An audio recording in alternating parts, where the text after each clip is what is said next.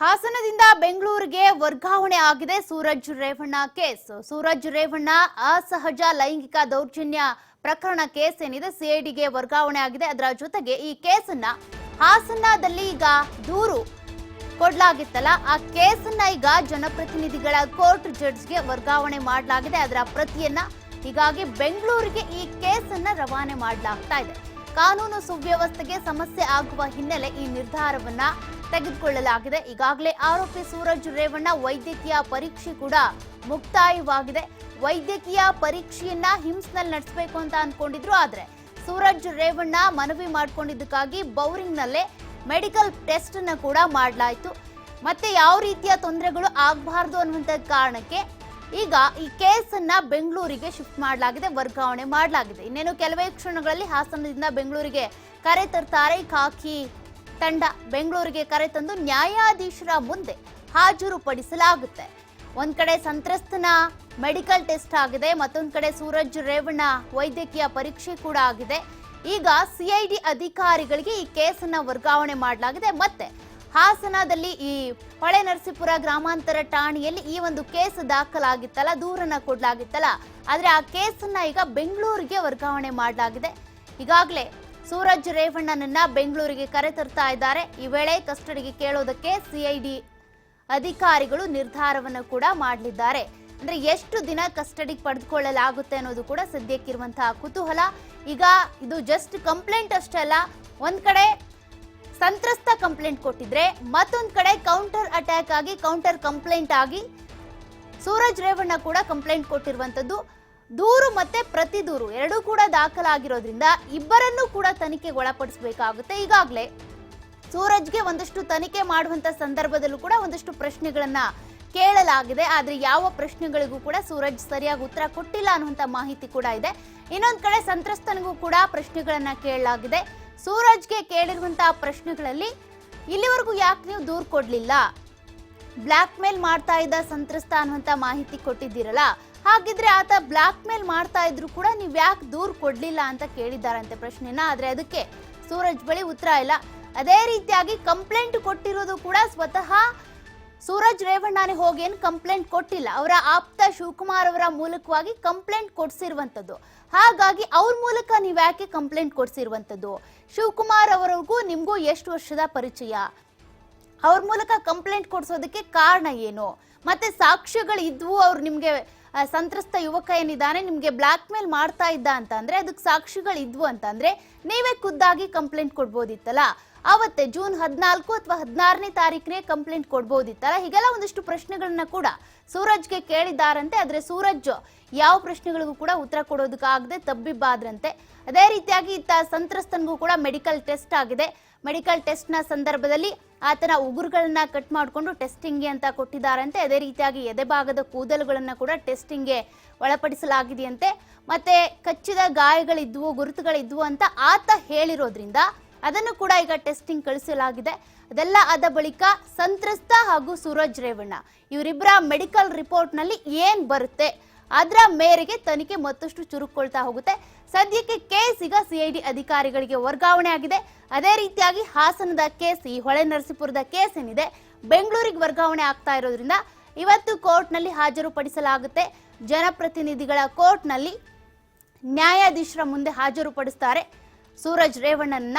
ನ್ಯಾಯಾಧೀಶರು ಏನ್ ತೀರ್ಮಾನವನ್ನ ತೆಗೆದುಕೊಳ್ತಾರೆ ಅನ್ನೋದನ್ನ ಕಾದ್ ನೋಡ್ಬೇಕಿದೆ.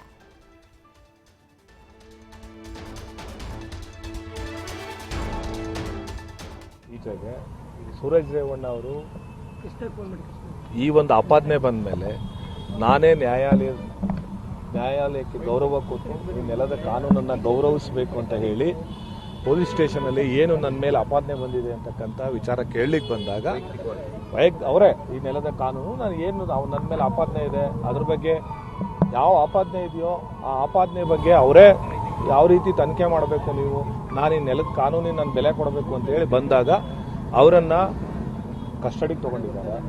ಕಸ್ಟಡಿಲಿದ್ದಾಗ ನಾವು ಅವರನ್ನು ನೋಡಲಿಕ್ಕೆ ಬರಲ್ಲ. ನಾವು ಕೇಳಿದ್ವಿ ಯಾವ ಕಾರಣಕ್ಕೋಸ್ಕರ ಏನು ಅಂತ ಪೊಲೀಸವ್ರು ಕೇಳಿದ್ವಿ. ಅವರು ಪೊಲೀಸ್ ಕಸ್ಟಡಿಯಲ್ಲಿದ್ದಾರೆ ಅಂತ ಕೇಳಿದ್ರು. ಮಾಹಿತಿ ಎಲ್ಲ ಕೇಳಿದ್ವಿ, ಯಾತಕ್ಕೋಸ್ಕರ ನೀವು ಅವರನ್ನು ಕಸ್ಟಡಿಗೆ ತೊಗೊಂಡಿದ್ದೀರಾ, ಏನು ವಿಚಾರ ಅಂತೆಲ್ಲ ಕೇಳಿದ್ವಿ. ಅವ್ರು ಹೇಳಿದ್ದಾರೆ ನಿನ್ನೆ ಏನು ಹೊಳೆನರಸೀಪುರ ರೂರಲ್ ಪೊಲೀಸ್ ಸ್ಟೇಷನಲ್ಲಿ FIR ಪ್ರಕರಣ ದಾಖಲಾಗಿದೆ. ಆ ಪ್ರಕರಣಕ್ಕೆ ಸಂಬಂಧಪಟ್ಟಂತೆ ನಾವು ಪೊಲೀಸ್ ಕಸ್ಟಡಿ ತೊಗೊಂಡಿದ್ದೀವಿ ಸರ್ ಅಂತ ಹೇಳಿದ್ದಾರೆ. ಅವರು ಜನಪ್ರತಿನಿಧಿ ಇರೋದ್ರಿಂದ ಕಾನೂನಿನಲ್ಲಿ ಅವರನ್ನು ಬೆಂಗಳೂರಿನ ಜನಪ್ರತಿನಿಧಿ ನ್ಯಾಯಾಲಯಕ್ಕೆ ಅವರನ್ನು ಹಾಜರುಪಡಿಸಬೇಕು.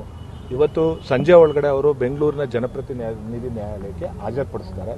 ಮುಂದಿಂದು ನಾವು ಕಾನೂನಿನಾತ್ಮಕವಾದಂತಹ ಏನು ಪರಿಹಾರಗಳಿದೆ ಅದನ್ನು ನಾವು ಪೊಲೀಸ್ ಅವ್ರಿಗೆ ಹೇಳಿದ್ದಾರೆ. ಸಂಪೂರ್ಣವಾಗಿ ಅವರು ತನಿಖೆ ಸಹಕರಿಸ್ತಿದ್ದಾರೆ ಅಂತ ಹೇಳಿದ್ದಾರೆ. ಈಚೆಗೆ ಸೂರಜ್ ರೇವಣ್ಣ ಅವರು ಈ ಬಗ್ಗೆ ಲೈವ್ ಡೀಟೇಲ್ಸ್ ಕೊಡ್ತಾ ಹೋಗ್ತಾರೆ ನಮ್ಮ ಹಾಸನದ ಪ್ರತಿನಿಧಿ ಪ್ರಕಾಶ್. ಈಗಾಗಲೇ ಕೇಸ್ಗೆ ಸಂಬಂಧಪಟ್ಟಂತೆ ಒಂದ್ ಕಡೆ ಸೂರಜ್ ರೇವಣ್ಣ ಮೆಡಿಕಲ್ ಟೆಸ್ಟ್, ಮತ್ತೊಂದ್ ಕಡೆ ಸಂತ್ರಸ್ತನ ಮೆಡಿಕಲ್ ಟೆಸ್ಟ್ ಜೊತೆಗೆ ಈ ಕೇಸ್ ಈಗ ಸಿಐಡಿಗೆ ವರ್ಗಾವಣೆ ಆಗಿರುವಂತದ್ದು. ಸಿಐಡಿ ಅಧಿಕಾರಿಗಳು ಕೇಸನ್ನ ಯಾವ ರೀತಿಯಾಗಿ ನಿಭಾಯಿಸ್ತಾರೆ ಅನ್ನೋದು ಒಂದು ಪ್ರಶ್ನೆ. ಅದೇ ರೀತಿಯಾಗಿ ಇನ್ನೂ ಕೂಡ ಸಿಐಡಿ ಅಧಿಕಾರಿಗಳ ನೇಮಕ ಆಗಿಲ್ಲ ಅನ್ನುವಂತ ಮಾಹಿತಿ ಕೂಡ ಇರೋದ್ರಿಂದ ಸದ್ಯಕ್ಕೆ ಈಗ ಸೂರಜ್ ರೇವಣ್ಣ ಕೇಸ್ಗೆ ಸಂಬಂಧಪಟ್ಟಂತೆ ಏನೆಲ್ಲ ಅಪ್ಡೇಟ್ಸ್ ಇದೆ, ಮತ್ತೆ ಈ ಒಂದು ಟೆಸ್ಟಿಂಗ್ ರಿಪೋರ್ಟ್ ಏನಿದೆ, ಮೆಡಿಕಲ್ ಟೆಸ್ಟ್, ಇಬ್ರದ್ದು ಕೂಡ ಮೆಡಿಕಲ್ ಟೆಸ್ಟ್ ರಿಪೋರ್ಟ್ ಯಾವಾಗ ಬರುತ್ತೆ, ಏನಾಗಬಹುದು ಅಂತ ಕೇಸ್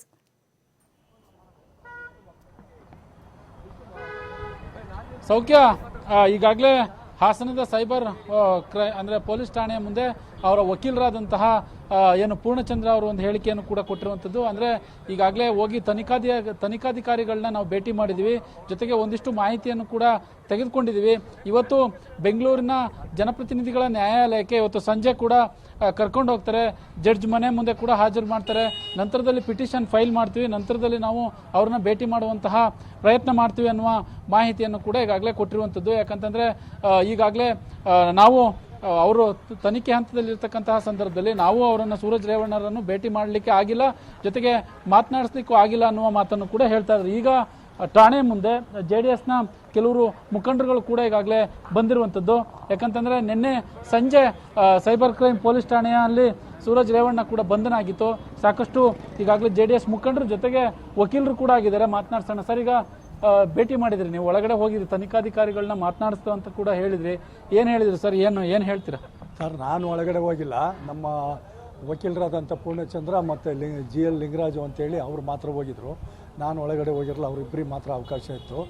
ಅವರು ಹೇಳಿದರು, ತನಿಖಾಧಿಕಾರಿ ಏನು ಕೇಳಿದ್ರು ಶಾಸಕರು ಸ್ಪಂದಿಸ್ತಾ ಇದ್ದಾರೆ, ಅವರಿಗೆ ಏನು ಕೇಳಿದ್ರು ಅದಕ್ಕೆ ಸಮಂಜಸವಾದ ಉತ್ತರ ಕೊಡ್ತಾ ಇದ್ದಾರೆ. ಆಮೇಲೆ ಅದೇ ಆಗಿ ಅವರೇ ಆಗಿ ಬಂದು ನನ್ನ ಮೇಲೆ ಆಪಾದನೆ ಆಗಿರೋದ್ರಿಂದ ನಾನೇ ಬಂದು ನೇರವಾಗಿ ಸರೆಂಡರ್ ಆಗಿ ಎಲ್ಲ ಹೇಳಿಕೆ ಎಲ್ಲ ಕೊಟ್ಟಿದ್ದೀನಿ ಅಂತ ಹೇಳಿದ್ದಾರೆ. ಅದರಿಂದ ಅವರೇ ಆಗಿ ಎಲ್ಲ ಹೇಳಿಕೆ ಕೊಟ್ಟಿದ್ದಾರೆ. ಒಳಗಡೆ ನಾನು ಹೋಗಿಲ್ಲ, ನಾನು ಹೊರಗಡೆಲೇ ಇದ್ದೆ. ಅವರಿಬ್ಬರಿಗೆ ಮಾತ್ರ ಅವಕಾಶ ಇತ್ತು, ಅವ್ರಿಗೆ ಹೋಗಿದ್ದೆ. ಹಂಗಾಗಿ ಸರ್, ಈಗ ನೀವು JDS ವಕ್ತಾರರಾಗಿ ಇದ್ರ ಬಗ್ಗೆ ಏನು ಹೇಳ್ತೀರಾ ಅಂತ? ಸರ್, ಈಗ ಅವರೇ ಆಗಿ ಸ್ವಯಂವೃತವಾಗಿ ಬಂದು ಹೇಳಿಕೆ ಕೊಡೋಕ್ಕೆ ಸ್ಟೇಷನ್ ಬಂದಿದ್ದಾರೆ, ಯಾರು ಕೊಡಿಲ್ಲ. ಅವರು ಆ ರೀತಿ ಅಪರಾಧವನ್ನೇ ಮಾಡಿದ್ದೇ ಆಗಿದ್ದರೆ ಅವರು ಫಲಾನುಭವಿ ಮಾಡಬಾರ್ದಿತ್ತು ಅಲ್ವಾ. ಜೊತೆಗೆ ವಿಶೇಷವಾಗಿ ನಮಗೆ ಕಾನೂನಲ್ಲಿ ಗೌರವ ಇದೆ, ಈ ನೆಲದ ಕಾನೂನಲ್ಲಿ. ಇವತ್ತು ಕಾನೂನು ಎಲ್ಲರಿಗೂ ಒಂದೇ, ಮುಂದೆ ಸತ್ಯಾಂಶಗೊಳ್ಳುತ್ತೆ ಸರ್. ಇವತ್ತು ಕಾರ್ಯಕರ್ತರು ಅವರೇ ಆಗಿ ಬಂದು ಈ ಒಂದು ತನಿಖೆಗೆ ಅವರೇ ಆಗಿ ಒಳಪಟ್ಟಿರೋದ್ರಿಂದ ನಮ್ಮ ಕಾರ್ಯಕರ್ತರು ಎಲ್ಲ ಒಂದು ಇದೆ, ಅವರು ನಿರಪರಾಧಿ ಆಗಿರೋದ್ರಿಂದ ಬಂದಿದ್ದಾರೆ ಅಂತ ನಮ್ಮ ಕಾರ್ಯಕರ್ತರು ಒಂದು ಇದಿದೆ. ನೋಡೋಣ, ಮುಂದೆ ಕಾನೂನು ಇದೆ, ಸತ್ಯಕ್ಕೆ ಯಾವತ್ತೂ ಜಯ ಸಿಗುತ್ತೆ ಸರ್. ಅಲ್ಲ, ಒಂದ್ ಕಡೆ ದೂರು ಕೂಡ ಕೊಟ್ಟಿದ್ರು, ನನ್ನ ಮೇಲೆ ಷಡ್ಯಂತ್ರ ನಡೀತಾ ಇದೆ ಅನ್ನುವ ದೂರನ್ನು ಕೂಡ ಹೊಳೆನರಸೀಪುರದ ನಗರ ಪೊಲೀಸ್ ಠಾಣೆಗೆ ದೂರು ಕೊಟ್ಟಿದ್ರು. ಸೂರಜ್ ರೇವಣ್ಣರವರ ಅವ್ರ ಕಡೆಯವರು ಆಪ್ತರು ದೂರು ಕೊಟ್ಟಿದ್ರು. ನೋಡೋಣ ಸರ್, ತನಿಖೆ ನಡೀತಾ ಇದೆ. ತನಿಖೆ ಯಾವ ಮಟ್ಟಕ್ಕೆ ಹೋಗುತ್ತೆ ನೋಡೋಣ. ಅಧಿಕಾರಿಗಳು ಒಳ್ಳೊಳ್ಳೆ ಅಧಿಕಾರಿಗಳು ಇದ್ದಾರೆ. ಈ ತನಿಖೆ ಯಾವ ರೀತಿ ಹೋಗುತ್ತೆ ನೋಡೋಣ. ನಮಗಂತೂ ಜಯ ಸಿಗುತ್ತೆ ಅಂತ ನಮ್ಮ ಇದೆ ಸರ್. ನಮ್ಮ ನಾಯಕರ ಬಗ್ಗೆ ನಮಗೆ ಒಳ್ಳೆ ಅಭಿಪ್ರಾಯ ಇದೆ ಸರ್. ನಮಗೆ ಜಯ ಸಿಗುತ್ತೆ ಸರ್. ಅಂದ್ರೆ ಇದಿಷ್ಟು ಇಲ್ಲಿನ JDSನ ವಕ್ತಾರರು ಮತ್ತೆ ಜೊತೆಗೆ ವಕೀಲ ವೃತ್ತಿಯಲ್ಲಿ ಇರ್ತಕ್ಕಂತಹ JDSನ ಕಾರ್ಯಕರ್ತರು ಕೂಡ ಈಗಾಗಲೇ ಹೇಳುವಂತ ಮಾತು. ಒಬ್ರು ಪೂರ್ಣಚಂದ್ರ ಅವ್ರು ಏನಿದ್ದಾರೆ, ಅವರು ಈಗಾಗಲೇ ಠಾಣೆ ಒಳಗೆ ಹೋಗಿದ್ರು, ತನಿಖಾಧಿಕಾರಿಗಳ ಜೊತೆ ಮಾತನಾಡಿದ್ದಾರೆ. ತನಿಖಾಧಿಕಾರಿಗಳ ಜೊತೆ ಸೂರಜ್ ರೇವಣ್ಣರವರು ಸ್ಪಂದಿಸಿದ್ದಾರೆ. ಜೊತೆಗೆ ವಿಚಾರಣೆಗೆ ಅವರೇ ಖುದ್ದಾಗಿ ಹಾಜರಾಗಿರುವಂತಹ ಹಿನ್ನೆಲೆಯಲ್ಲಿ ನಮಗೆ ನ್ಯಾಯದ ಮೇಲೆ ಭರವಸೆ ಇದೆ, ಜೊತೆಗೆ ಅಧಿಕಾರಿಗಳ ಮೇಲೆ ಭರವಸೆ ಇದೆ. ತನಿಖೆಗೆ ಸಾಕಷ್ಟು ಸಹಕಾರ ಮಾಡ್ತಾ ಇರುವಂತಹ ಹಿನ್ನೆಲೆಯಲ್ಲಿ ಮುಂದಿನ ದಿನಗಳಲ್ಲಿ ಕಾನೂನು ಎಲ್ಲವನ್ನು ಕೂಡ ನೋಡಿಕೊಳ್ಳುತ್ತೆ ಅನ್ನುವ ಮಾತನ್ನು ಈಗಾಗಲೇ ಹೇಳ್ತಾ ಇರುವಂಥದ್ದು. ಸೌಖ್ಯ.